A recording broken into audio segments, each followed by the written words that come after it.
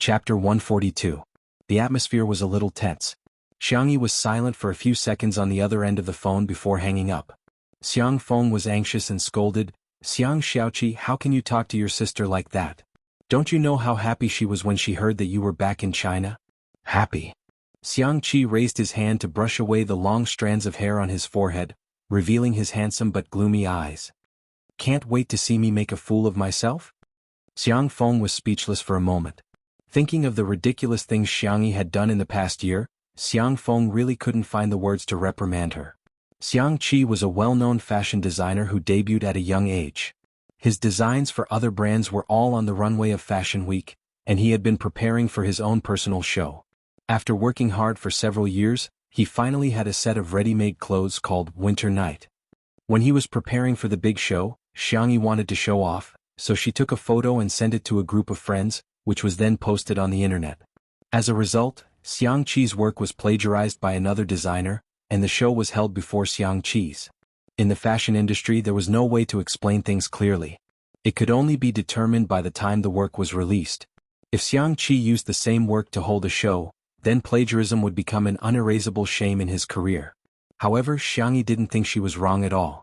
Instead, she blamed Xianxia for holding the show too late.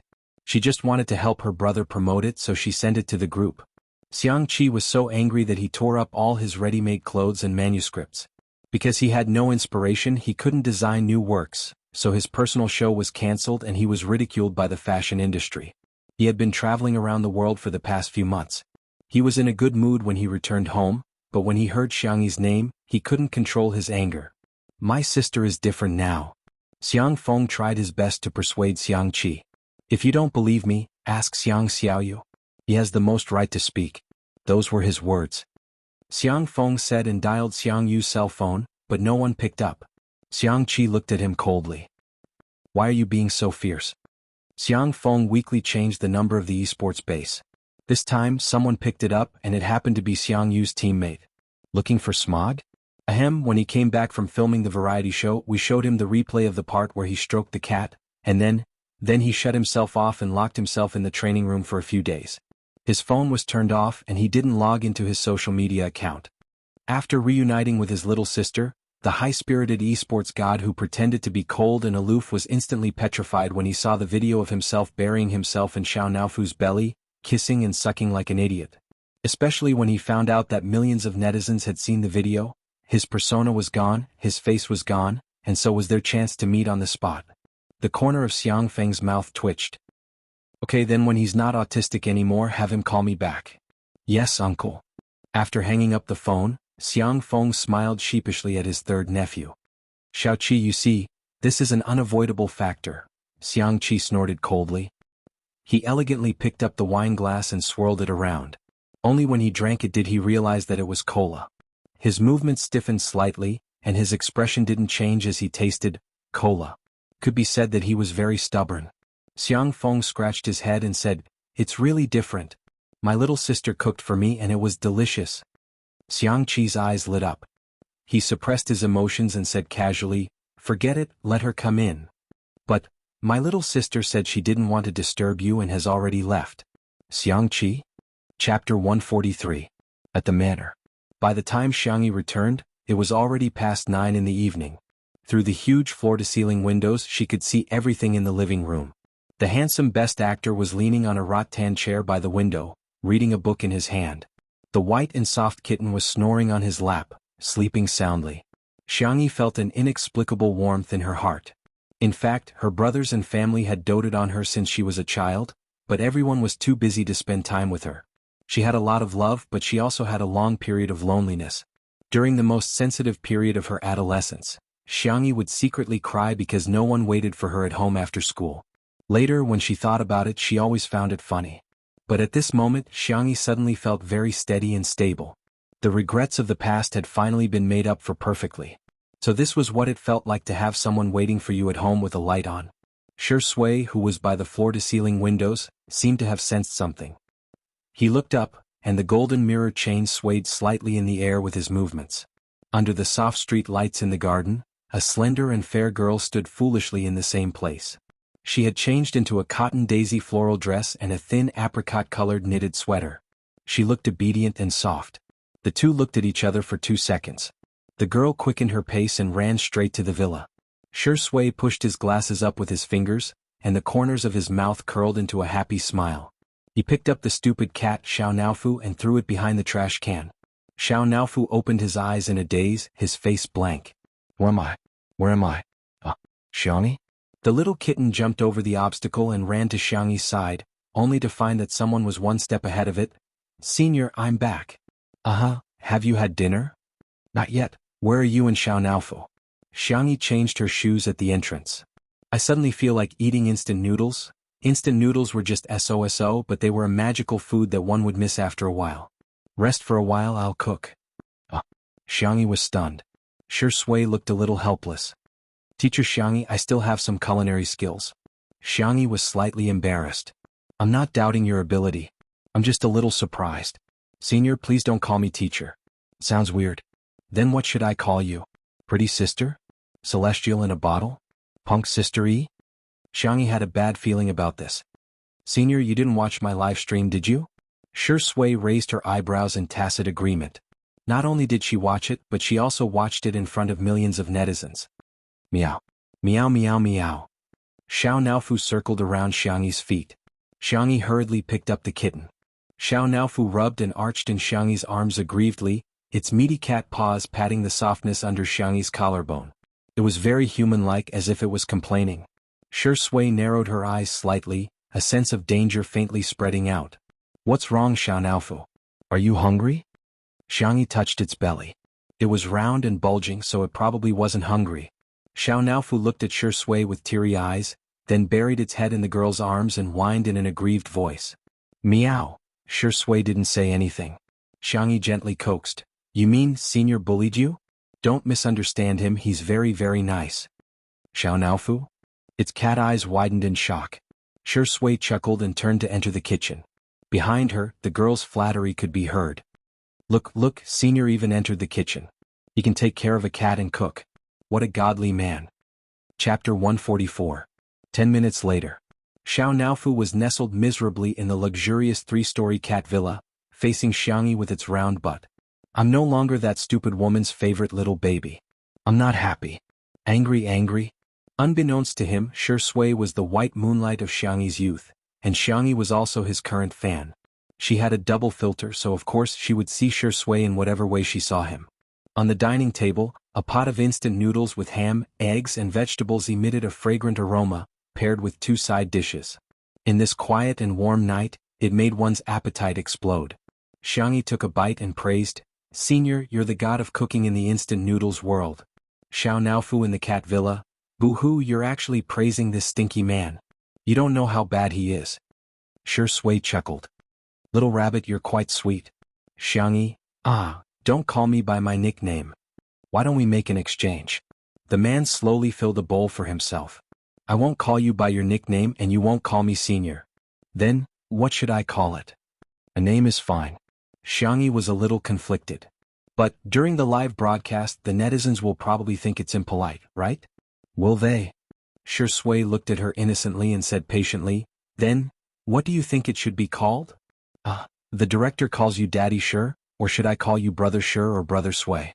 Shui said leisurely, Then should I wish you a happy birth? A happy birth was often used to congratulate people on having a boy. Xianxi's ears turned red. That's not how you use that word, right? It sounded like Director Li had become her and Shui's son. Shui said calmly, It's just a lame joke. Oh, I see. It was indeed quite cold. In the cat villa, Xianxia licked its paws in disappointment. Stupid woman. He's deliberately taking advantage of you. There was no good man in this world. Sob, why aren't you coaxing me yet? You have to coax me once, no, you have to coax me twice before this who cares about you. The Xiang family did not have the rule of not talking while eating, so Xianxia naturally began chatting with Shui. Have you ever felt like crying all of a sudden? For example, when you return to an empty room and it's raining heavily on the way home, and other mothers are chasing after their children and beating them up. Shui stared at her quietly and asked softly, Are you sad because of something? Xianxia thought that she had adjusted her emotions well, but because of Shui's words she felt a little sour at the tip of her nose. She thought she was strong enough. However, because of Xianxi's words, they would still flee in discomfort. Because he had obtained it before, it was especially painful when he lost it. Perhaps it was because the knight was too gentle, or perhaps it was because she never put up her guard against him. Xiangyi unconsciously spoke her mind. I'm hated by my brother. Sui's thin lips moved slightly. He wanted to comfort her, but he realized that he did not have any experience in comforting people. I'm just sad for a while. Xiangyi smiled. But don't you know how to coax girls? Sui's eyes were gentle. I really don't know how to. Then you. Xiangyi originally wanted to ask if he had ever dated a girlfriend, but she felt that this topic was too abrupt, so she changed her mind. Then I'll teach you how to coax people. Here. She took out a candy and leaned over to Sui. This is an omnipotent artifact. The next second, a big warm hand covered the top of her head and gently rubbed it a few times. Is this coaxing okay? Chapter 145. The warm lights softened the man's chiseled face, and she was the only one in his eyes. The warmth of the man's fingers spread to her, and the air became sticky and ambiguous. Whoosh! Xiangyi's milky white little ears were dyed crimson in disappointment. Her starry eyes widened in surprise, astonishment, and most of all, shyness. Our sister E, you've worked hard today too. Sui lowered his voice and coaxed patiently. Big brother won't hate you, he's just being difficult with you right now. Don't take it to heart, okay? Thump thump. Her heartbeat was astonishingly fast. Xiangyi sat back in her chair and put some distance between them. She stammered, this, she was a mommy fan, how could she be moved? I'm going to check on Xiaonaofu. The girl found an excuse to leave. The man's deep eyes followed her back and stopped. In front of the cat villa. Xiangyi said softly, Xiaonaofu, are you not angry anymore?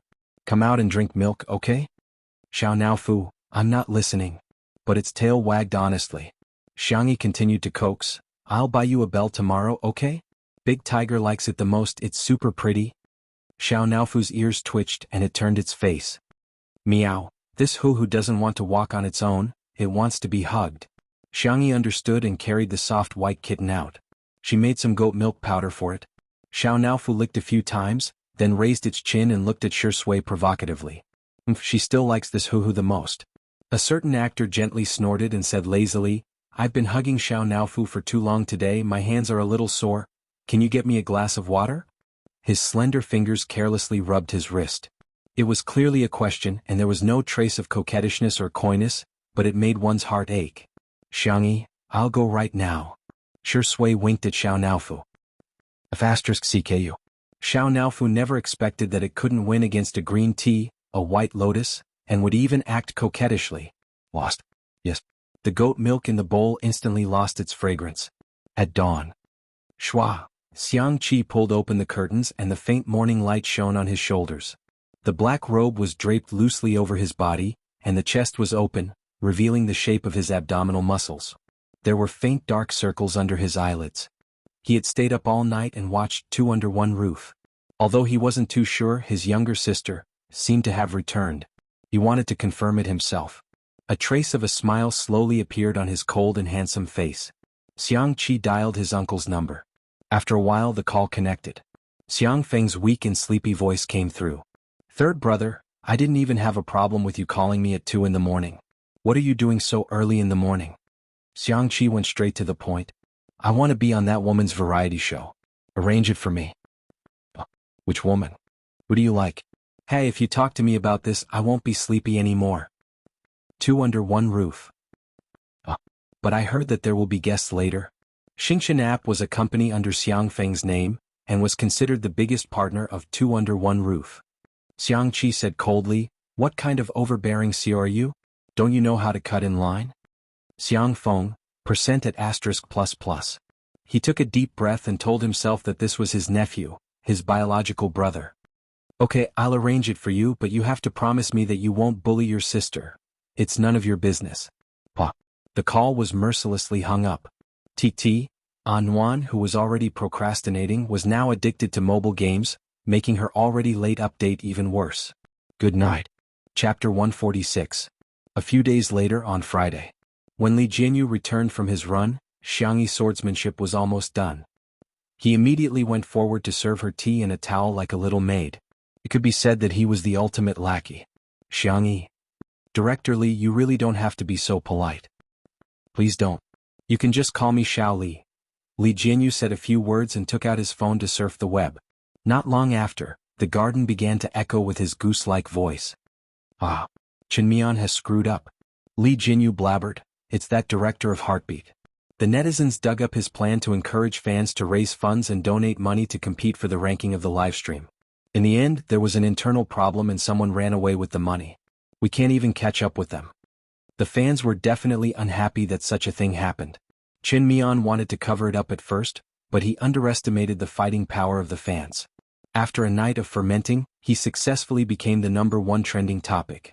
Heartbeat was only broadcast on weekends. Now, the official Weibo had issued a notice that this week's livestream had been cancelled due to technical problems. Anyone with a discerning eye could tell that the show would either have to change the director or be done for.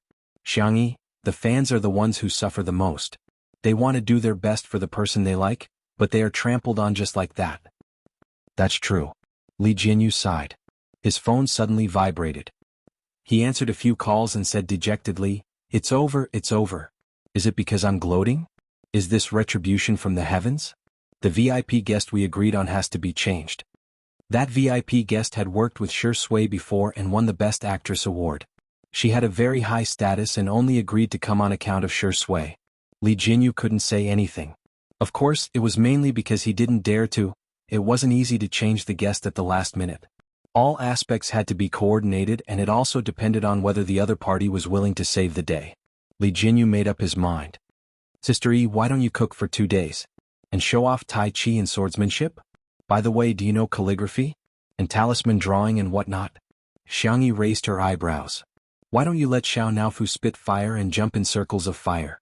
Or jump while spitting fire? Li Jianyu was ecstatic. Xiao Naofu can do this. What do you think? Understood. It turned out that Sister E also knew how to make people happy. Jokes aside, Xianxia was still trying her best to help him, but she didn't know as many people in the industry as the cameraman and lighting technician. She checked her friends list and asked, can I ask Jiang Qin? That's right. Jiang Qin isn't recording Heartbeat this week. His schedule should be free. I asked. Jiang Qin said he has time. So do the others from C7. Tomato Entertainment attached great importance to C7. Jiang Qin and the others had used the recording to threaten Sister Ling. Sister Ling's attitude had changed 180 degrees, and she had helped them plan their long-term development. She didn't accept any commercial performances, and the boys were now wholeheartedly preparing their new album. However, there should be enough time for a day of variety shows. Li Jianyu looked at Xianxia as if he was looking at a treasure. Okay, let them come. Coincidentally, Shi Sui also came out for her morning exercise. She was dressed in black sportswear, which made her skin look even paler. What are you guys talking about? Li Jianyu excitedly said, Sister E invited the beautiful brothers to come on our show. Shi Sui, 7 beautiful brothers. As expected of our Sister E. Shi Sui's eyebrows twitched. Chapter 147. Li Jianyu lived on Weibo, Melon forums and various gossip apps all year round, so he knew exactly what netizens were interested in. Daddy sure think about it. The younger brother who is picking fruits looks at the camera with a shy and cute smile, asking the audience whether the fruit is sweeter or him. The younger brother who is working hard in the fields lifts the hem of his t-shirt to wipe his sweat, revealing his abs and Apollo's belt. The younger brother who is controlling the drone is so hot that he directly pours a bucket of water over his head. His clothes are wet and sticking to his young and thin body. Shi Sui's face was indifferent. Isn't he sweet? Doesn't he have abs? Doesn't he have Apollo's belt? The more Li Jianyu thought about it, the more excited he became. One is exciting enough, and there are 7 of them. F***CK, I want to transmigrate into Sister Yi's body and experience what it's like to have a harem. Xianxia, what kind of dangerous speech is this? Okay, I'm going to discuss it with the cameraman. Li Jianyu left happily, completely unaware of a certain actor's strange behavior. Xianxia did a few stretches and was about to take a shower when she turned around and found Shi Sui was still standing there, as if he hadn't moved at all. Brother Shi? The man's peach blossom eyes fell on her. His eyes were deep and unfathomable. Are you close to Jiang Qin? Why would Zai suddenly ask her this? Xianxia looked innocent. It's okay, we haven't known each other for long. To be precise, they only met at the annual meeting. Shi Sui nodded slightly, turned around and walked towards the living room. Xianxia was puzzled. Aren't you exercising? Shi Sui answered casually, Xiao Naofu ate too much, I'm taking it for a run. Xianxia, huh? Is it the running that I understand? Poor Xiao Naofu was sleeping soundly in its soft cat bed, but it was dug out by a pair of slender hands. It blinked its cat eyes in a daze and said in a soft voice, Meow. Shi Sui, kittens that don't run should be neutered. Xiao Naofu? Saturday morning, 6 o'clock. The 7 teenagers in the white van set off from Tomato Entertainment's dormitory. Captain, doesn't the recording start at 9 o'clock? Jianghu yawned. His eyes were watery. The captain of C7, Xianxia, said earnestly, You guys don't understand. I specially made a video clip of my sister. Her breakfast is especially delicious. The eyes of a group of boys who usually didn't have enough to eat lit up. Wow. Sister knows how to cook. How outstanding. Is there anything I can't do? Big sister must be a little fairy who has descended to the mortal world to undergo a tribulation. Jianghu was speechless. You haven't even seen elder sister, why are you already bragging? Did you guys secretly learn to bootlick behind my back again? But big sister is making breakfast for so many of us. Isn't it very tiring? Someone said weakly, and the boys all fell silent. A few seconds later, Jianghu raised his hand and said, We can each take one bite. One bowl is enough. Hearing this, Xianxia spared no effort in praising, Qinchin, you're really a clever little devil. Everyone clap. Clap, clap, clap.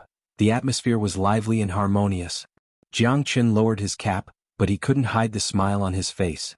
The van stopped at the entrance of the manor. The 7 boys looked at the towering iron gate and exclaimed in unison. Suddenly, the sound of brakes came from behind. Everyone turned around and saw an extremely flashy red sports car. Chapter 148. Wow, I've seen this sports car in a magazine before. It's a global limited edition. The lead singer, Tian, was particularly interested in cars. His throat rolled as he drooled. Whoosh, the door opened and a tall figure got out of the car. He was about 188 centimeters tall, with excellent proportions and a high waistline. Visually, his legs were 2 meters long and he could walk on the runway at any time. His camel-colored trench coat was very stylish, with a white shirt and beige trousers underneath. From his sunglasses to his cufflinks, everything was exposed, high class. The 7 boys were dumbfounded. Xianxia was the first to react. He took the lead and bowed to the man. Greetings, senior. We're C's even. The group of younger brothers bowed 90 degrees like frightened quails. Xianxia took off his sunglasses, revealing his slender phoenix eyes that curved outwards, exuding the aura of a rich playboy. He scanned the boy's attire and opened his mouth in an unfriendly manner. Hey, your taste is worrying. C7? They felt like they were being despised. But somehow they felt like they were being despised. Jianghu was, after all, the most experienced member of the small group. He hesitated before carefully asking, Are you Senior Hades? Hades originally meant the king of the underworld in ancient Greek mythology, but now this name represented a legend in the Chinese fashion industry.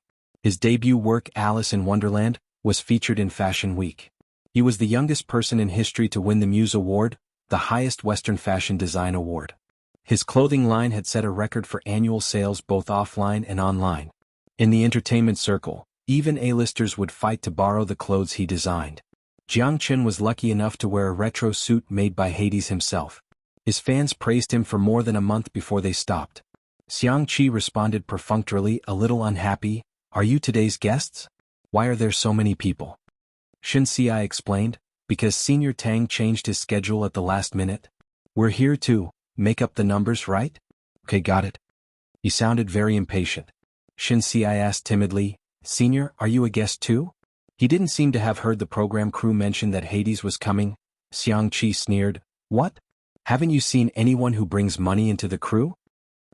I've seen people who brought money into the production team, but I've never seen anyone as arrogant as you.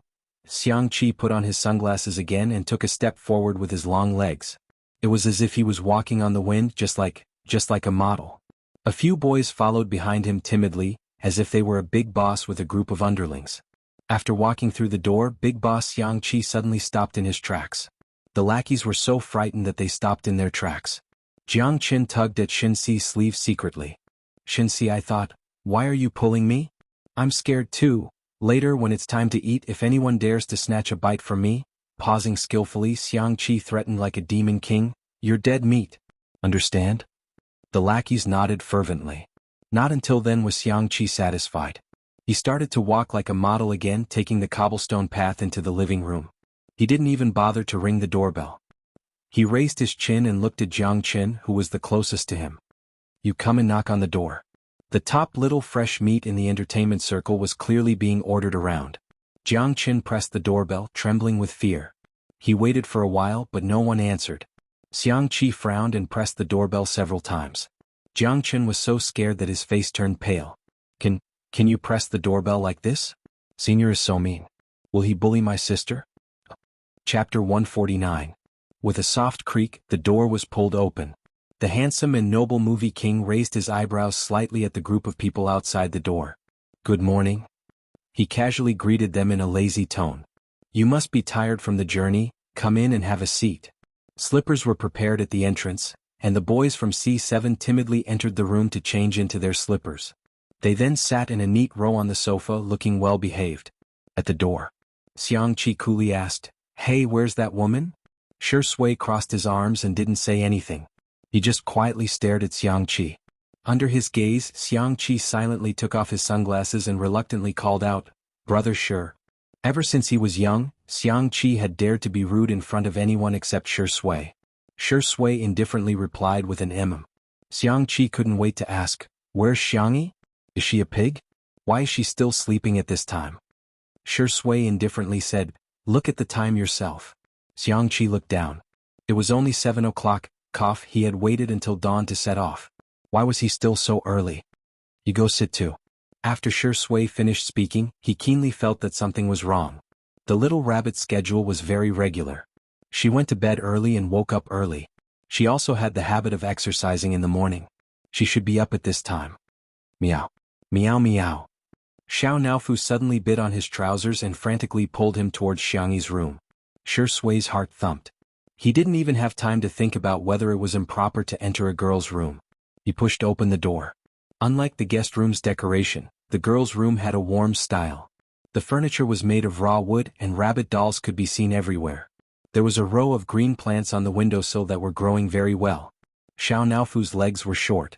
It hopped a few times before jumping onto the bed and patting Xiangyi's pillow with its paws. It was sleeping on the pillow next to Xiangyi. When it woke up, it found that Xiangyi's face was abnormally red, and it felt hot to the touch. Humans were very fragile and could die from a single disease. Thinking of this possibility, Xiao Naofu was so anxious that he was about to cry. It didn't want the stupid woman to die. Shui raised her hand to feel the temperature of Xiangyi's forehead and frowned. She had a fever. What? Sister is sick? Was it serious? Do you want to call 120? Shui was rummaging through the medical kit in the living room. The boys from C7 were extremely worried. Even Xianxia stopped shaking his legs and licked the corner of his mouth nervously. I called the family doctor. The doctor said to take some fever medicine first. If the illness doesn't subside, he'll come over. His calm voice calmed everyone down. Shui took out the medicine box with her slender fingers. She looked up at Xianxia and asked, Are you going to feed her the medicine?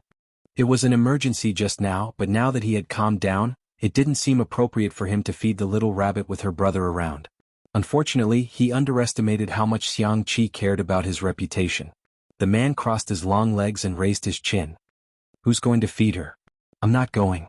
They hadn't reconciled yet, and that woman hadn't sweetly called him brother to beg for forgiveness. He didn't want to pay attention to her. Shui was speechless. She wasn't at ease with the female staff of the program, so she simply entered Xiangyi's room and personally fed her the medicine. Xiangyi's consciousness was muddled from the fever. In a daze, she felt a pair of warm and strong hands on her back.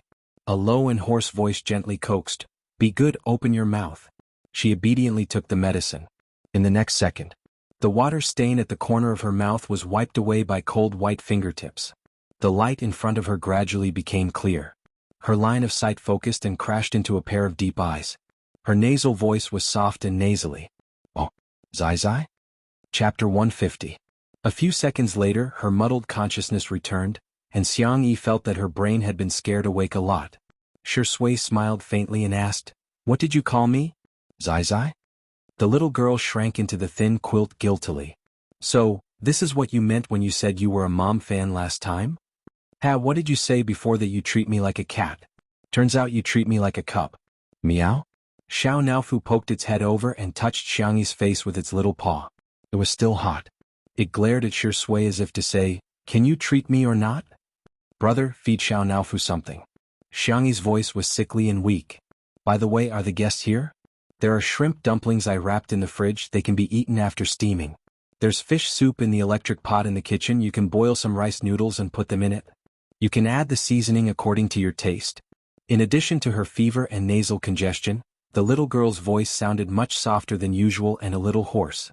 It was like a small feather brush, faintly seductive. Her pitiful appearance made it hard for him to get angry at her. Shui sighed and said with a helpless tone, "Don't worry about these things, sleep a little longer." He poured half a glass of water for the little girl, tucked her in and picked up Xiao Naofu to leave. He inadvertently glanced at the cat's fur on the other pillow and narrowed his deep eyes. "So this stupid cat actually slept with me at night?" In the living room, Li Jinyu was chatting with the boys from C7. "Oh my, so many handsome young men, I already have a hunch that the comments section will be flooded with comments." The boys were obviously a little nervous. With the popularity of Two Under One Roof, and the presence of a regular guest like Shui, they listened to Li Jinyu like a group of elementary school students. "And Hades, I've heard so much about you." In fact, Li Jinyu had rejected the guest from Xianxia, but they had given him too much a cover shoot for a top magazine and 2 sponsorship endorsements. This Hades didn't even charge an appearance fee. How was this a pie falling from the sky? This was God forcing a pie into his mouth. Xianxia looked him up and down and was shocked by Li Jinyu's attire. White tank top, floral print pants, blue plastic slippers. Xianxia, who was surrounded by exquisite models, socialites and fashion buyers all year round, could not believe that there was such a careless human being. He shook his head. "TSK polluting my eyes. Li Jinyu, this meant that she despised him, right? Also, why did the C7 brats look at him as if they were in the same boat?" At this moment, Shui came out with Xiao Naofu in her arms. Naturally, it attracted everyone's attention. Li Jinyu hurriedly asked, "How is Sister E?" The members of C7 were all talking at once. "Is Sister feeling better? Has Sister's fever gone down? Does Sister need someone to accompany her?" Xiangqi's thin lips moved. "This group of noisy humans? She's asleep." Shui's tone was cold. "Have you all eaten breakfast?" Xiangyi prepared fish noodles and shrimp dumplings in advance. In an instant, the eyes of everyone in the room lit up. The boys from C7 were still a little shy, while Li Jinyu rubbed his hands excitedly. Xiangqi, on the other hand, had a proud and noble look on his face as he stepped out of a limited edition luxury bag. He took out a large bowl. "Everyone?" Chapter 151. Noticing everyone's strange looks, Xiangqi raised his chin slightly and said arrogantly, "What? Haven't you seen anyone bring their own utensils?" They had seen bowls but never such a big bowl. Li Jinyu said awkwardly, "Hades, you really don't care about trifles." He thought that since Hades was a fashion designer he could be considered an artist. It was normal for him to have some strange hobbies. "Tisk." Xiangqi was disdainful. "It's just a bowl. What's the big deal? Hashtag as long as I don't feel awkward, others will feel awkward." Hashtag in the past, eating his sister's cooking was like going to the battlefield. Xiang Yu and Xiang Feng used to bring pots to battle. That was called a bloody storm. The shrimp dumplings and fish noodles were half finished. Li Jinyu volunteered to cook and asked the photographer, Old Li, to take some material.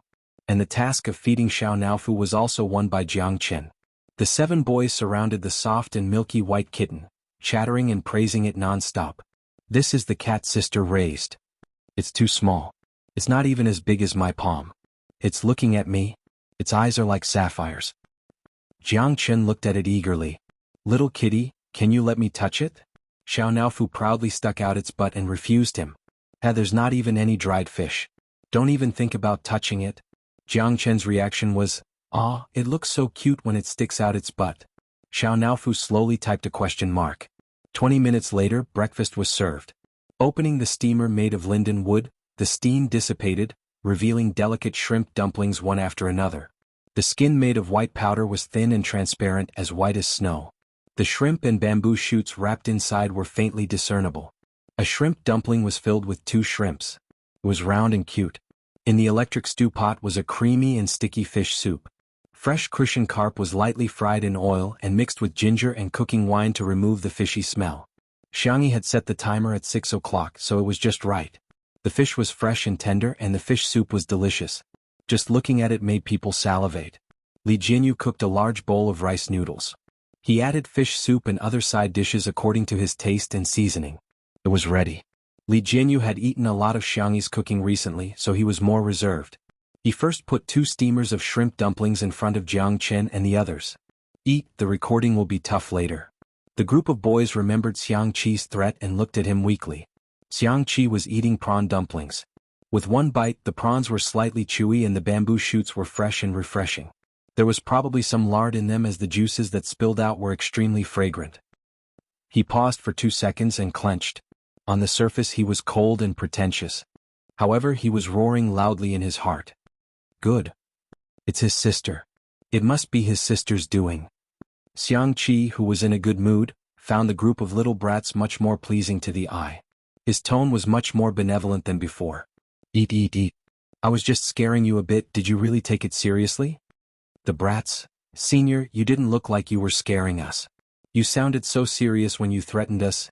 Each of them carefully tasted a shrimp dumpling.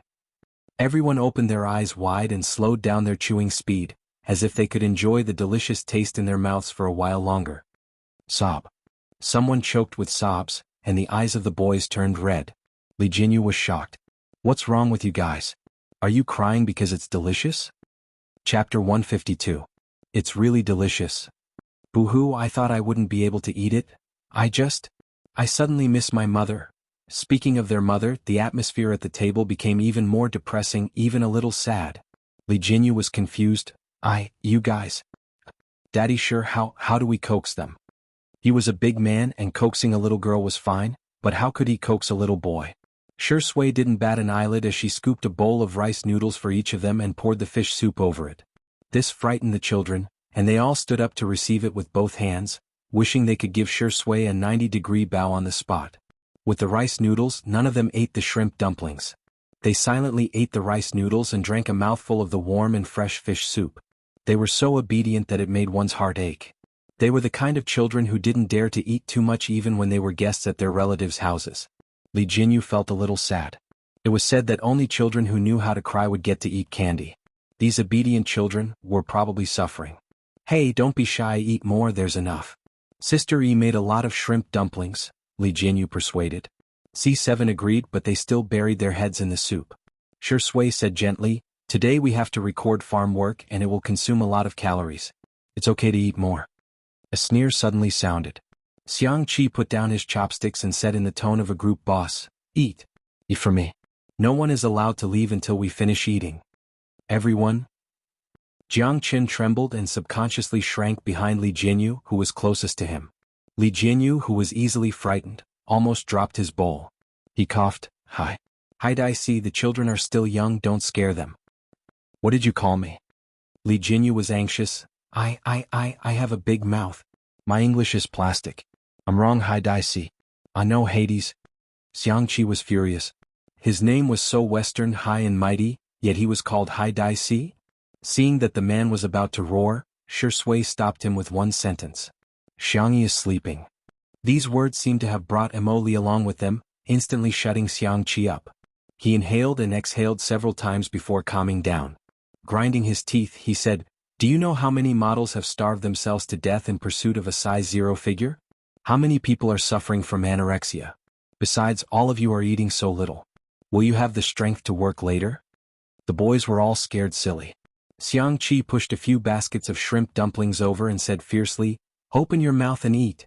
If you dare to waste it, you're dead. The next second, Jianghu and the others picked up their chopsticks and shoveled rice into their mouths. Sob, so eating is such a blissful thing. After the meal, Jianghu patted his belly contentedly. The corners of his mouth curled up. The others had the same reaction as him. They were extremely satisfied. Li Jianyu saw that it was about time. All right, everyone get ready. We're about to start the live broadcast. At 9 o'clock, the live broadcast of Two Under One Roof started on time. Li Jianyu started from the garden outside the house and slowly moved to the huge floor-to-ceiling window. Through the transparent glass, the 7 teenagers greeted everyone with a smile. Hello everyone, we're C7. The camera moved to Xianxia.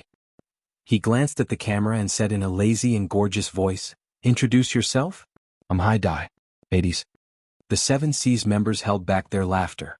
Sure Sui chuckled. Li Jinyu was much more excessive. In an instant, his goofy laughter echoed in the live broadcast. Ha ha ha ha ha ha ha. Chapter 153. The comments section of the stream exploded. Wow, the C7 brothers are in this episode?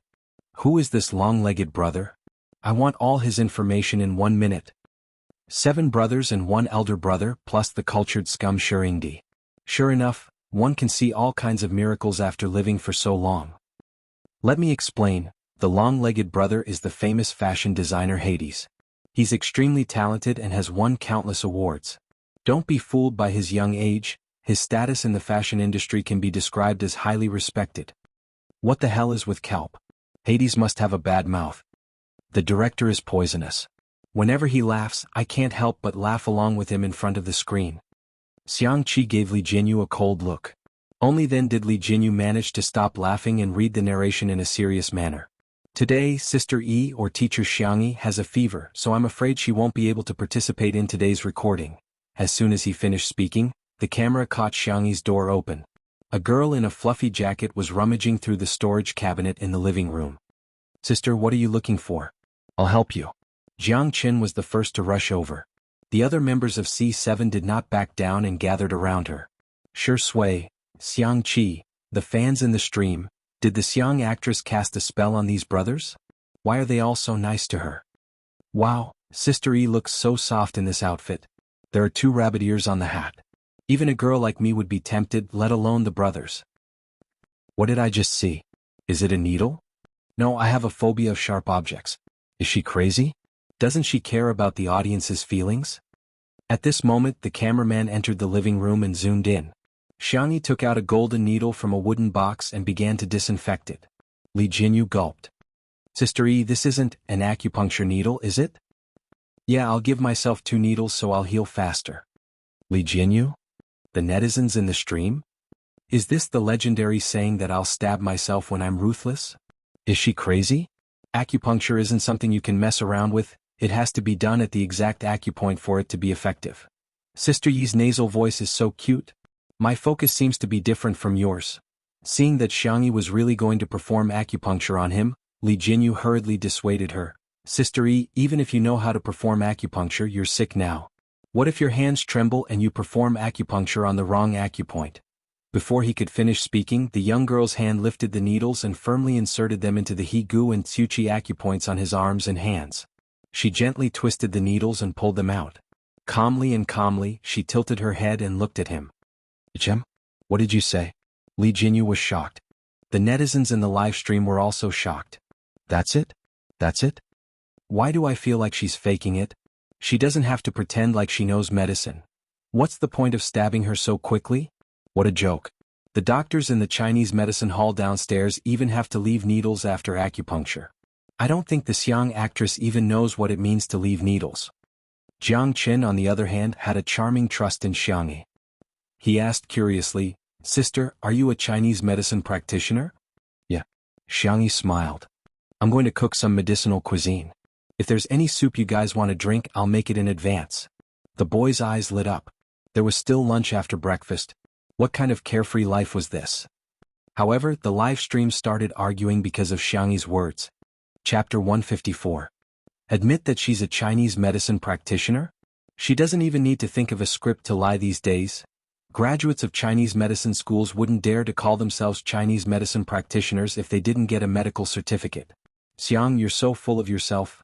Ha, I'm dying of laughter. My best friend is complaining about Xianxia, saying that she's not as pretentious as Zhuangzhou's sister. The female lead drama has been quite popular recently. I have a bold guess. Is the vase fairy trying to emulate the female lead drama and become an all-rounder? A man who is never content is like a snake trying to swallow an elephant. She's quite talented in music, isn't it good to focus on what she's good at? Why does she have to be so pretentious? It's annoying to watch.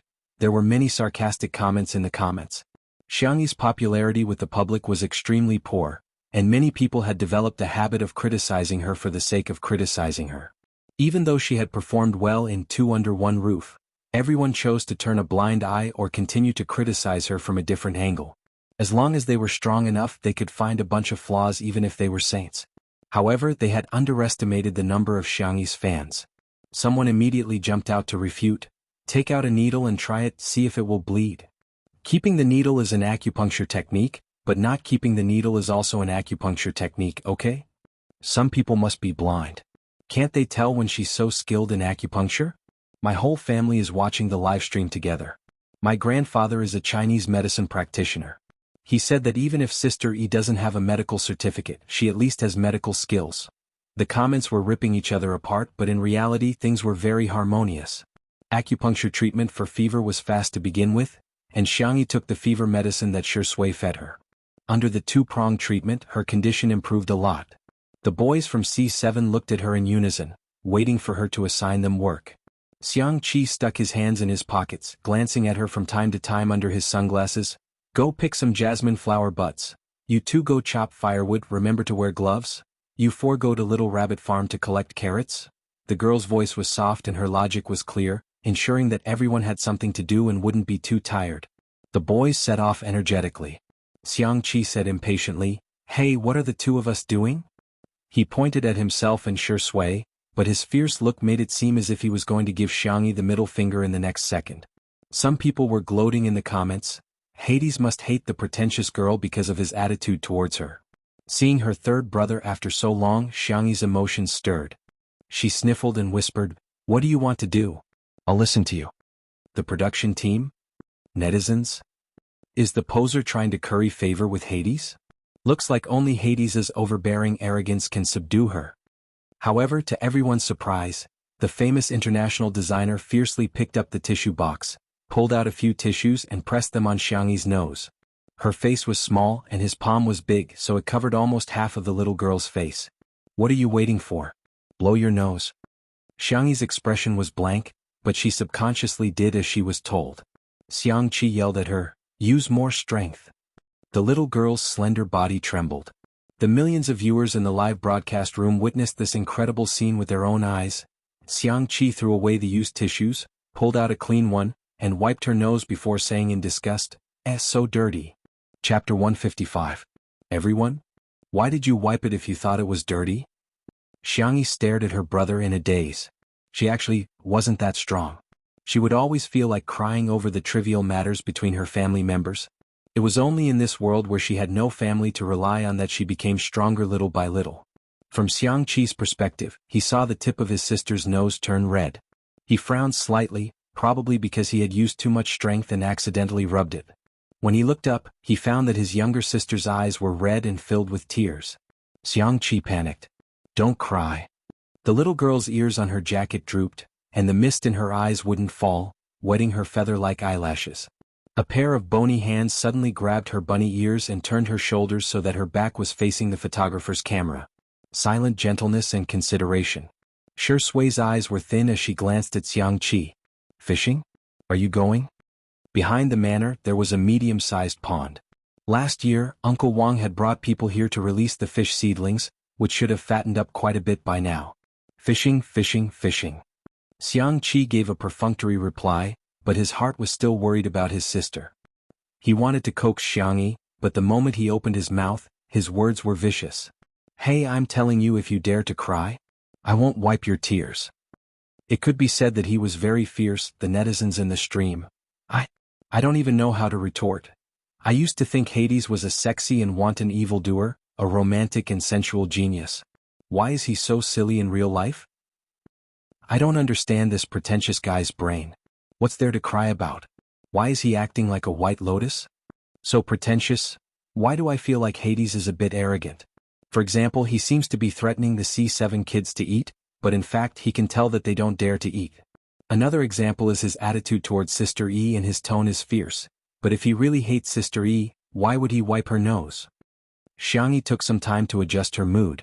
After calming down, she went into the kitchen to cook the medicinal cuisine. Seeing the girl put a few Chinese herbs into the casserole, the live broadcast room mocked her again. By the side of the pond, the weeping willows swayed gently, and a few creepers and roses bloomed just right. The air was filled with a faint fragrance, and the sound of insects spread between the branches. Lotus leaves had just emerged from the water. The scenery was picturesque, but the two people fishing by the shore were even more stunning than a painting. In the live stream, my eyes are full of long legs. Saliva, saliva. Shuringdi looks so relaxed when he's fishing. I feel like he's suited for this kind of leisurely life. Hey, Hades is quite well behaved. I thought he was the type who couldn't sit still. In the next second, the camera zoomed in on Xianxi's handsome face. Under the cover of the fine hair on his forehead was a pair of tightly shut eyes. It was as if he had fallen asleep. Netizens? Shui seemed to have expected this. Ripples appeared on the surface of the water. He calmly pulled back his rod and caught a plump grass carp. Time passed by slowly. In the blink of an eye, the teenagers who had gone to Little Rabbit Farm returned with newly harvested carrots in their hands. In the midst of playing around, one of them threw a shoe at his teammate and accidentally threw it onto the roof of the small kitchen. The effect of this segment was excellent. The netizens in the live stream were laughing uncontrollably, but the boys were dumbfounded. What should we do? Go back and ask sister if she has a ladder? The few of them were chattering away when suddenly, a disdainful sneer came from behind. Hey, you still need a ladder at this height? Chapter 156. That voice is... Everyone turned around to see that it was indeed Senior Hades. The man had put on his sunglasses again at some point. Just by standing there, he was more pleasing to the eye than any male model on the runway. Hello, Senior. The boys hurriedly greeted him. Xianxia walked to a tree next to the small kitchen, took off his windbreaker and tossed it to them.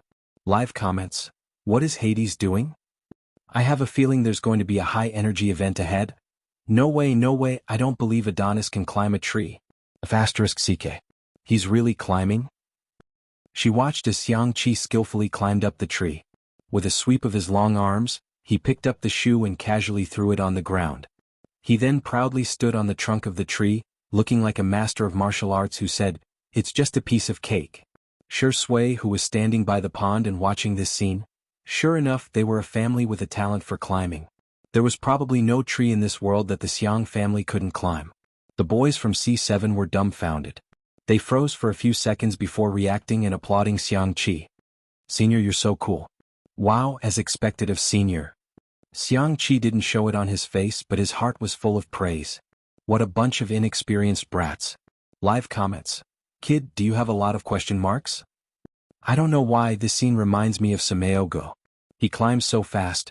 Gidge, you're wearing a custom-made shirt. Aren't you afraid of ruining it? It was almost time for dinner. The boys from C7 crowded around Xianxia, worshipping him like a hero. Shui carried a basket full of fish and kept a distance from them. The scene was inexplicably comical. When everyone returned to the villa, they suddenly heard a scream. Immediately after, there was the sound of an axe falling to the ground. The staff hurried forward. The scene was chaotic, making it harder to figure out the situation. Get out of the way. Shui's low and cold voice carried a strong aura that allowed no one to object. She strode forward, and the people around her subconsciously made way for her. C7's captain, Xianxia, was half kneeling on the ground, his left hand supporting his right arm. His face was pale, large beads of sweat rolled down his face without a trace of blood. Don't move around, Shui reminded Xianxia, then said calmly, call the ambulance immediately.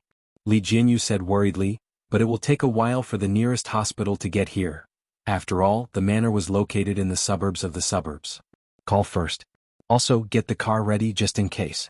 The fans of Caspian 7 in the live broadcast room exploded. Aha, our brother is so pitiful, how can we let our brother work? Zai is still a child, what did he do wrong to be tortured like this? I'm going to cry to death. Our brother has an old injury. Why didn't Xianxia come and chop the firewood herself and get our brother to do it? Go to hell, go to hell. Hee, I just want to send a message to the female star Xiang. Have a good trip. Candle? Candle?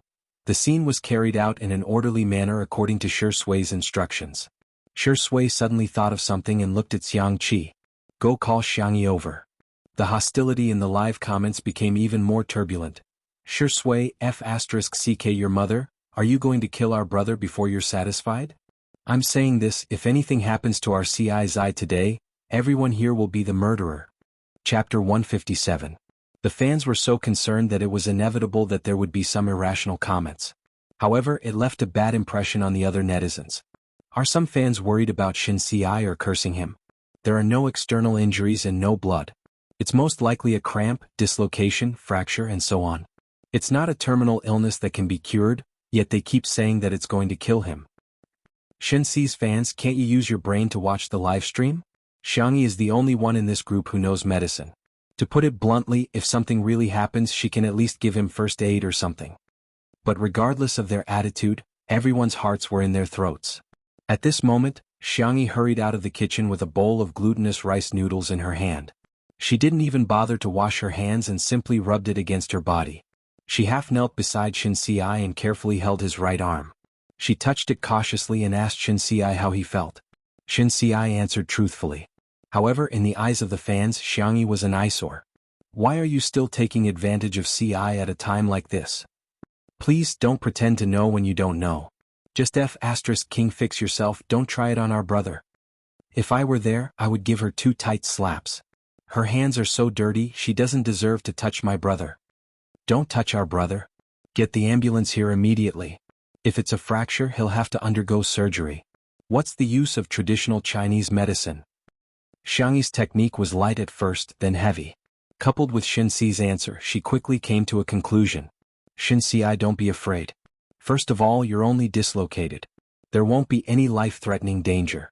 Secondly, I have a professional certificate of traditional Chinese medicine, so I can help you set your bones. After a pause, she added gently, don't feel burdened. You can wait for the ambulance to come and go to the hospital for treatment. The fans were speechless. Wasn't she implying that she was very arrogant, but she didn't have to treat him?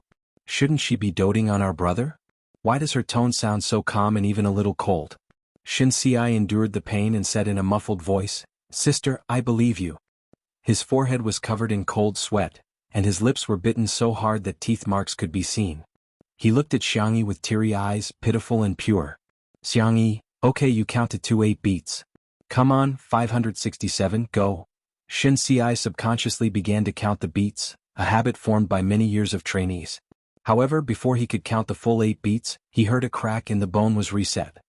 Okay, that's perfect, the girl said calmly. Everyone in the program crew? The netizens were speechless. No way, that's it. Xianxia himself was in a daze, but the most direct feeling he had was that the pain had really been relieved. His eyes widened in shock. Sister, are you Hua Tua? Xianxia said casually, it's just bone setting. Is it difficult? Xianxia's grandfather was a traditional Chinese medicine practitioner, and most of his friends were medical experts. She had been influenced by what she saw and heard since she was a child, and Xianxia's grandfather even consciously trained her to diagnose and prescribe prescriptions for patients.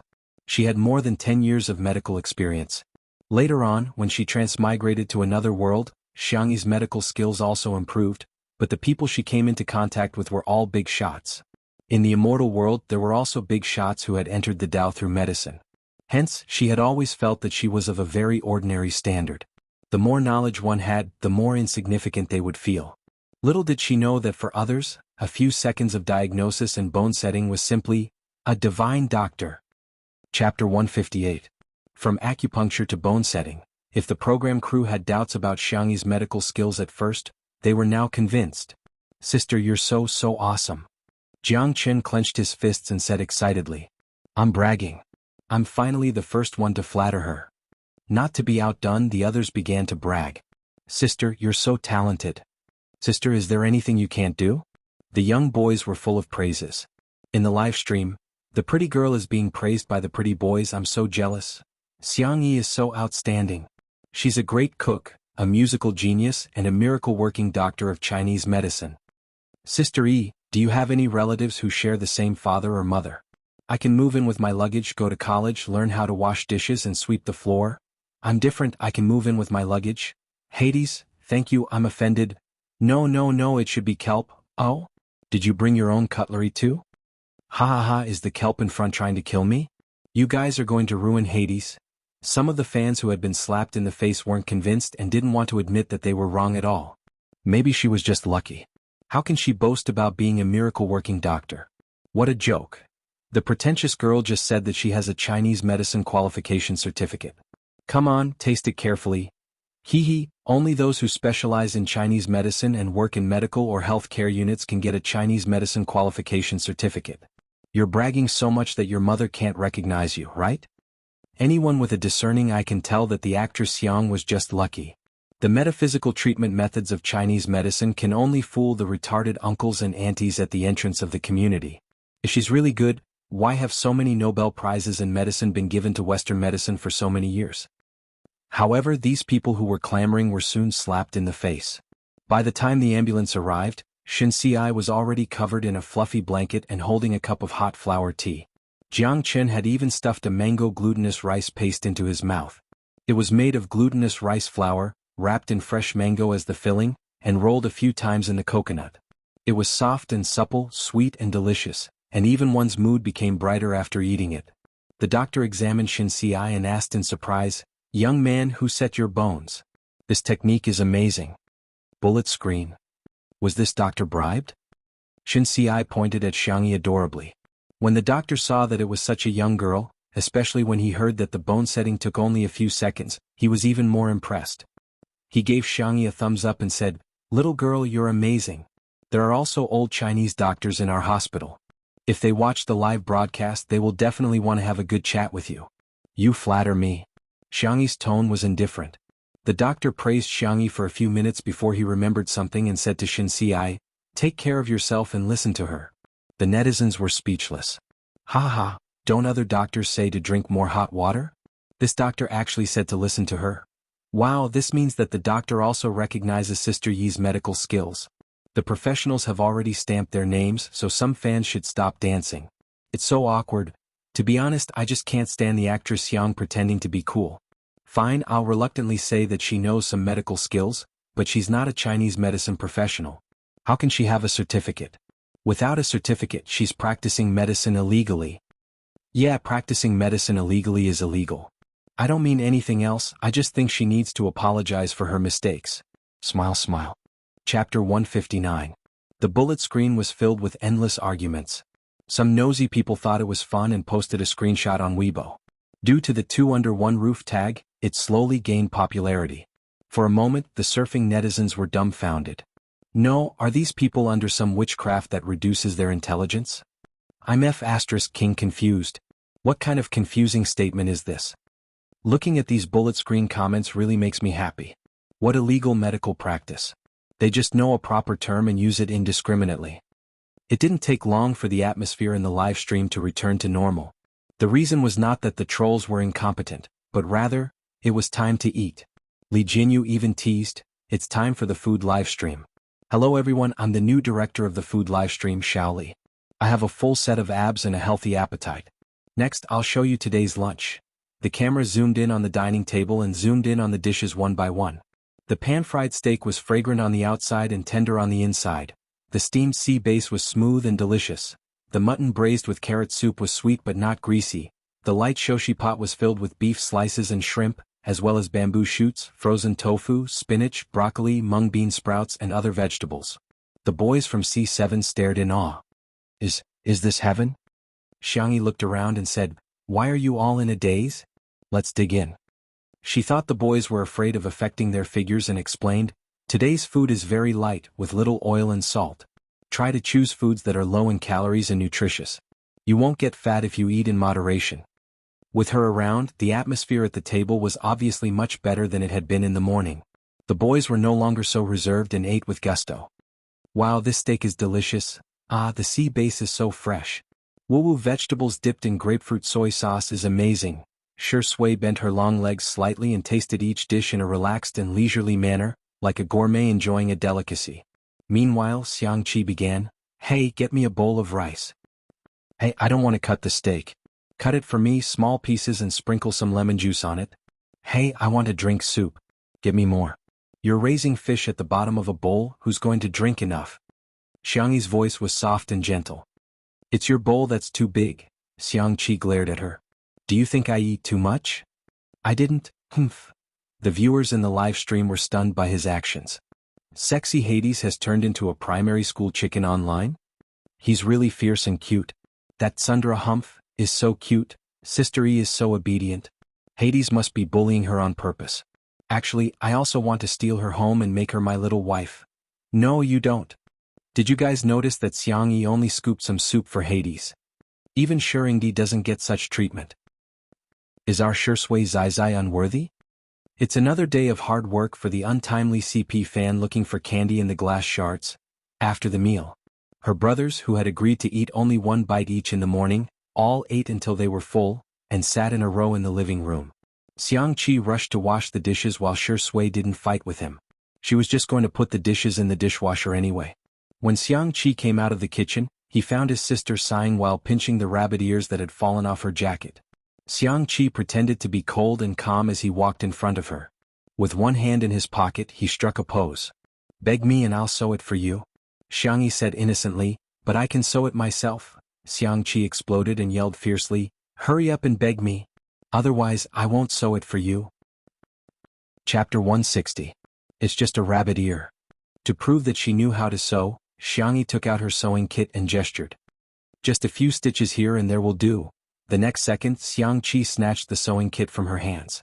"You're so clumsy. What if you prick yourself?" The girl blinked and seemed to have understood something. She pleaded softly, "Then, can you help me sew it?" Under Xianxia's calm exterior, his heart was in turmoil. His sister is begging me. She's begging me. The top international fashion designer acted as if he had drunk fake alcohol. He skillfully threaded the needle and started to sew. The boys were speechless. They felt that Senior Hades's hands were meant for beating people up, not sewing needles, especially after seeing the senior climb a tree and then seeing him sew a rabbit's ear. She felt an inexplicable sense of dissonance. Shui got up to get some water. When he passed by Xianxia, he naturally stuffed a pillow behind her waist. "Thank you, brother," Xianxia thanked him. She hugged her knees and leaned back, obediently watching Xianxia sew. When Xianxia heard her call him brother, he almost pricked his own hand. Only then did he realize that his sister had not called him brother for the whole morning. Not even once. But she actually called Shui brother. This was like acknowledging a thief as her brother. After all, when Xianxia was young, Shui had taught him a lot of lessons. He couldn't beat him in a fight, nor could he outrun him. Other than crying and begging for mercy, there was nothing he could do. Xianxia gritted his teeth, bit the thread, and threw the jacket to the side. With the jacket on the girl's head, it looked like he was bullying Xianxia. Shui immediately gave him a warning look. Xianxia instinctively trembled. Xianxia took off the jacket. The rabbit ear was firmly sewn on. The stitches were so fine that it was almost impossible to see. Her eyebrows curved slightly. "Thank you." Xianxia was confused. "That's it? It's gone? Where's the 'my dear handsome brother' after the thank you? If not, what about my dear brother? If not, what about her brother?" The furious Yang Clan Chi wanted to flip the table. His gaze fell on the table. The light beige tablecloth was dotted with small flowers. It was very warm and idyllic, but it caused Xianxia to be seriously dissatisfied. He knocked on the table and sneered, What kind of lousy tablecloth is this? Terrible taste, a black hole in aesthetics, unbearably ugly." Xianxia's cherry lips parted slightly. "This is what you gave me before." The atmosphere in the living room fell into a strange silence. The viewers in the live stream were laughing like crazy. Why is Sister E always so serious and funny? I pricked my own hand, Kikizi, I slapped my own face. To be honest, these two really do look like a couple. Their eyebrows are somewhat similar. This is what a husband and wife look like. Am I the only detective who has noticed the main point? Xianxia and Hades actually knew each other before? Xianxia was silent for half a minute, and then, no one liked him when he put on his sunglasses. A real designer dares to question, deny, and overthrow themselves. Understand? Xianxia nodded cooperatively. Yes. Very good, I'll get someone to send the latest fabric I dyed over now. I'll show you what real taste is. After pausing for a few seconds, Xianxia questioned angrily, Why haven't you said, wow, to me? Xianxia, wow. Show some emotion, your wow is soulless. Xianxia. Chapter 161. A year had passed, but her brother was still, he hadn't grown up yet. The little girl was used to it as she coaxed, her soft and sweet voice fell into Xianxia's ears, making him feel comfortable all over. He resisted the urge to smile and corrected her. You're still lacking a bit, I'll teach you Xianxia. Xianxia, yes, up and down, come, I'll give you a tune, do Ruimi turn? The viewers who saw this scene in the live stream, where did my head fall? This is very clever, Hades's image is about to collapse. What's with the macho meme? Please enlighten me, Hades doesn't look like a muscular guy. It's from a fashion design documentary. Hades showed off his tailoring, embroidery and other skills in the documentary. The best part was that the entire documentary had many clips of him stepping on a sewing machine. As soon as the clip of him stepping on a sewing machine appeared, the comments would flood the screen. This is what a macho man should do. Over time it became a meme. On the carpet next to them, the C7 brothers were lying in a row on the couch. The carefree Xianxia seemed to have found a new toy, treating his younger brothers like human spring beds. It jumped from one brother's abdominal muscles to the other brother's abdominal muscles, jingling the bells on its neck. Comments. These abs are so. Ahem, this kitten is so cute. Wah wah wah wah, I've chased after idols for 10 years, but I can't even compare to a kitten. What do you guys know? Xianxia is playing music. When the kitten's paws step on different abdominal muscles, it will form different tones. The sound of the bell is a chord. Rounding it up, this is a symphony, sisters. To the person in front, I don't believe you. Green tea axe, I hope you and I are an endless song, dog head dog head. Unlike other fast-paced variety shows, the live broadcast of Two Under One Roof felt slow and lazy, but it was very comfortable to watch. However, the number of comments was a lot less than during dinner time. Those viewers who felt that they had been slapped in the face by Xianxia started to come out again. So you're still not going to apologize for practicing medicine illegally? Smile, smile. These are two different things. She can save people, but she can't lie. Otherwise, if everyone is like her, how can there be trust between people? Without a TCM qualification certificate, you're not qualified to practice medicine. What kind of mentality was that? I really take my hat off to him. I'm afraid that the pretentious demon has drugged the food. So many guests have been bewitched to the point that their brains are all messed up? There were too many comments like this, and some of the audience couldn't help but follow the trend and clamor for Xianxia to give an explanation. Jianghu found out about the direction of the livestream. If it had been the first day of the livestream, he would have definitely been influenced by the audience. However, after interacting with Xianxia, he felt that the little girl was trustworthy. In fact, he felt that Sister E was too low-key. She always humbled herself by saying that she only knew a little and was mediocre. Sister E couldn't be bothered to slap him in the face. Jianghu asked Xianxia directly and confidently, Sister E, the netizens are very interested in your medical skills. Can you briefly explain it to everyone? Before Xianxia could speak, Xianxia sneered and said, What's there to talk about? She has been learning prescriptions from my grandfather since she was 7 or 8 years old. In Western medicine terms, she has 10 years of clinical experience. Isn't it normal to treat a child, a child? Chapter 162. Little brat Xianxia. He suspected that Senior Hades wanted to call him a little brat, but he changed his words because he was afraid that the system would ban him from the live stream. 10 years. Even though he was mentally prepared, Jianghu was still shocked to hear this number. If a medical student graduated at the age of 25 or 26, they would have to be in their 30s to have 10 years of clinical experience. In the traditional understanding of ordinary people, doctors were bound to be more capable as they got older. After all, age meant more experience. However, Xianxia had completely broken everyone's understanding. 7 or 8 years old. Most people were still in the first grade of primary school, but Xianxia had already started learning how to prescribe medicine. Xianxia said calmly, Yes, I've been learning for more than 10 years. I got my Chinese medicine license in my first year of university. Jianghu, I see, Sister E is awesome. Jiang Qin, who was half a beat slower, was speechless. I'm the best. However, Jianghu had underestimated how difficult it was to deal with the haters. I circled the keywords. Prescribing medicine at the age of 7 or 8 and getting her medical license in her first year of university. But she herself admitted that she studied agriculture in university. That's a contradiction. She's exposed herself, isn't she? Why is Hades so protective of her? If she's treating patients at the age of 7 or 8, wouldn't she be practicing medicine illegally? How ridiculous. Haha, she's indeed a pretentious spirit. According to her logic, I'll graduate from Tsinghua University while studying in the capital. Some people couldn't wait any longer and went on Weibo to criticize Xianxia. This time, in addition to the pretentious spirit, they also gave Xianxia the nickname of a liar. There were a few female celebrities who were very similar to Xianxia. Seeing that her popularity had been rising recently, they felt a sense of crisis. Hence, they hired an army of netizens to put out Xianxia's rising popularity. The weakness of lying wasn't that big of a problem, but as long as the rhythm was right, it could easily ruin her popularity and cause the public to hate Xianxia. Hence, many onlookers appeared in the comments section. Congratulations to Xianxia for winning the Nobel Prize in Chinese medicine. Practicing medicine at the age of 7, even Hua Tuo reincarnated would have to call you a divine doctor. You've all misunderstood.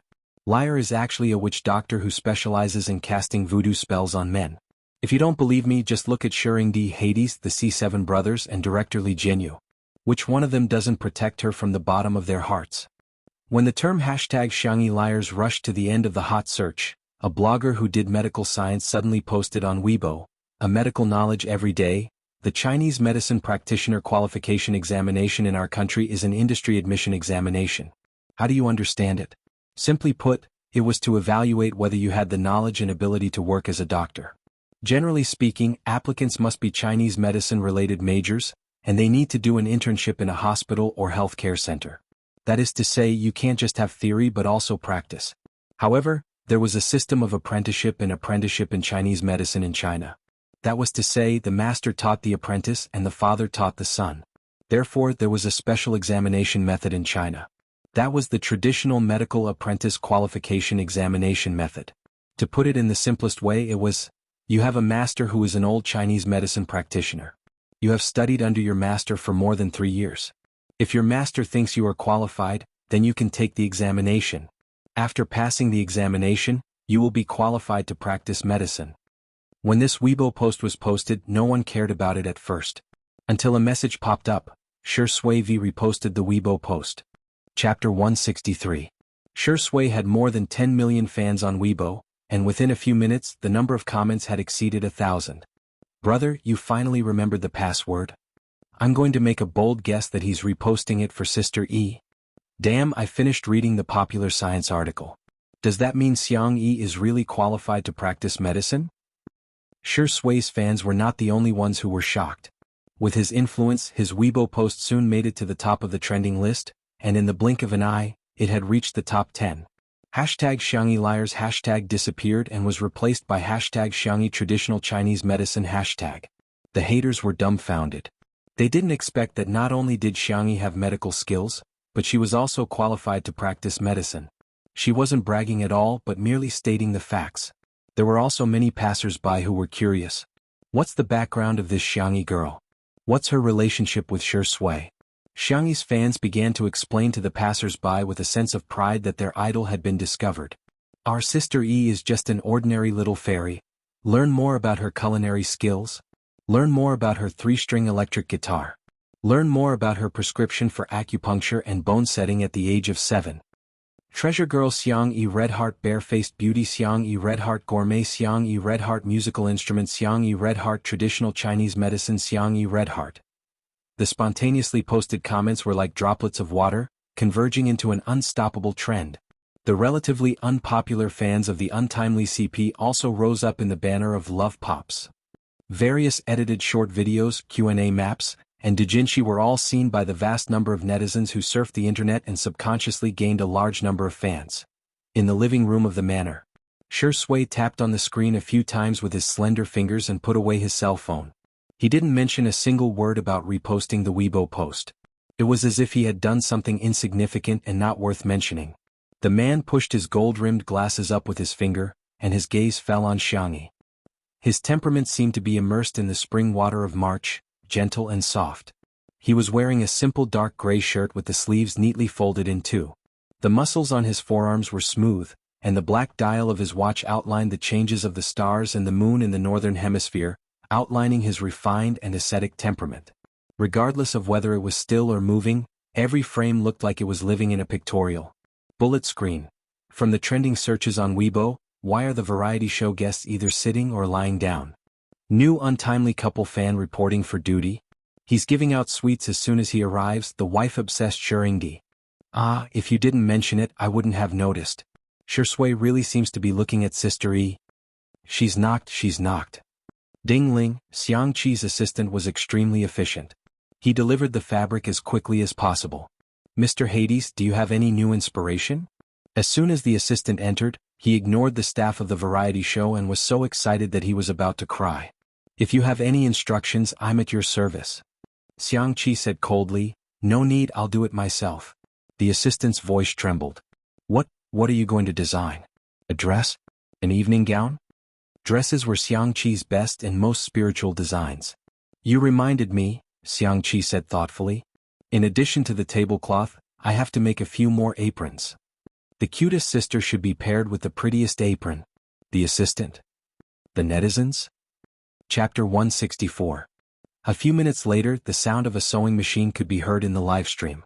Xianxia tied up the long hair on his forehead into a small ponytail, revealing his clear and beautiful eyebrows. He was serious and focused on adding white lace to the cut tablecloth. In the livestream, this is what a macho man should do. C. Hades is so skillful with his hands. Our Hades's professional skills must be praised to the max. He's proficient in tailoring, sewing, and embroidery. Why does the assistant look so dazed? She doesn't look very smart. Roman, who was Xianxi's assistant, watched as his designer cut the precious fabric into tablecloths. That was a preparation for future works. Some designers would use ready-made fabrics from the market, but Hades was different. Every piece of his work was designed by himself, and sometimes he would even dye it himself. The raw materials, craftsmanship, and dyes used were all the best in the industry, but now they were being made into tablecloths. With every tablecloth he made, Roman's heart bled. He closed his eyes and pretended not to feel heartache. Xianxia made 7 or 8 tablecloths and couldn't stop at all. It was Xianxia who stopped him. Enough, it's really enough. Even if you change one every day, it'll last for a long time. Okay, let's make these first. Xianxia was still a little unsatisfied. Hey, I suddenly have an idea. Roman opened his eyes, unable to hide his excitement. Was he going to design a new piece of work? Was he going to witness the birth of a genius piece of art again? The next second, this lace will definitely look good with the creamy yellow apron. Xianxia pointed at the various fabrics and accessories Roman had brought. Since you already have an apron, you should also use a matching hairband. Aren't sausage hairbands very popular now? Jianghu raised his hand weakly. Not sausage, Xianxia, then what is it? Sausage? Jianghu carefully explained. Last time the makeup artist told me that it's called a large intestine hairband because it resembles a pig's large intestine. That sounds disgusting.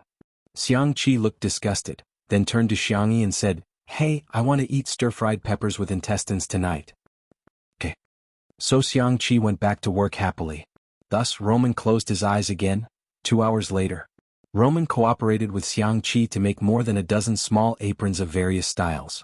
Some had lace edges, some had large bows, and some had small furry balls. There were also dozens of hair rings. Her hair rings were all wavy like clouds. There were floral patterns, plaid patterns, pure colors, silk, velvet. Every one of them was exquisitely made. There was a bunch of rainbow farts in the live stream. Oh my god, Hades is too good. All of them are so girly. Yes. I want to have it. I want to buy it all. Host, quickly give me the link. Doghead. A big shot is a big shot indeed. Even the little things he made are so beautiful. I'm so envious of Xianxia.